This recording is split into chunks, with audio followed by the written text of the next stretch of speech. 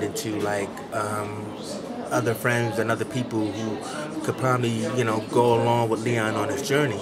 And, and that's where the characters started to develop. So, I mean, I always, as a fan of the Magnificent Seven, I figured I would just create 7, like, different characters, and thought that it would be interesting if they represented the cross-section of 7 different types of dads.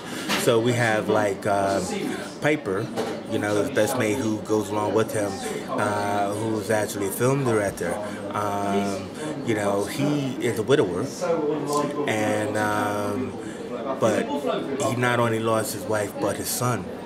So he's got demons of his own, and he's actually the manipulator of this crew, the puppet master, that wants to kind of like get some of his own inner anger out and everything like that. So so you have him, which is a really good character, and then you have Dino, which is the stay-at-home dad.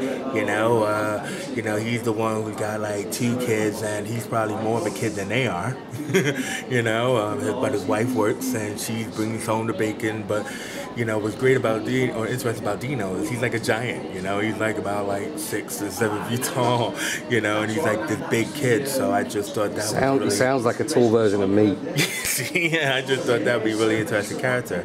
And then you got Curtis Sewa, who is another director, but he's a different type of director. He's more of a hack, and more of a music video director. He's more of a wannabe, and he considers himself this kind of like lover man as well. But he's also like he's the one who has all the kids all over the place. He's the Rolling Stone dad. He's the one who got kids in different places. He has no roots and everything, and so he has a lot of different interesting things going on for him.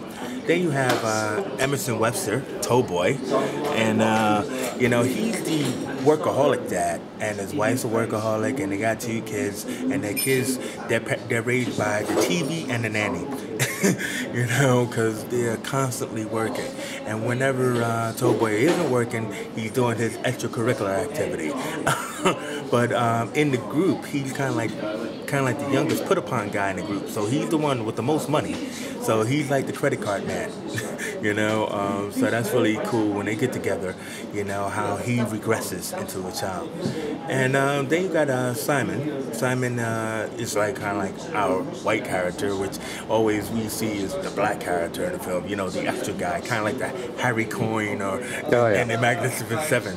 But like what I wanted to do was Simon went through so many different changes, because he works for Piper. He's kind of like his executive assistant kind of thing. And at one point he was gay, another point he was just a dumb character and everything. But then I thought about it, and I made him also a widower. But he's raising his wife's son, his stepson. And so his stepson's like an emo, never leaving his room. And so he has his own unique relationship at home, which I was really like interested in telling more of the story about Simon. There is also the antagonist, and that's Druid and everything. So Druid is kind of like the one, the last one to come in. And he and Swan are head-to-head rivals because actually there's a big secret about what happened with them when they were like younger that still carries over into today.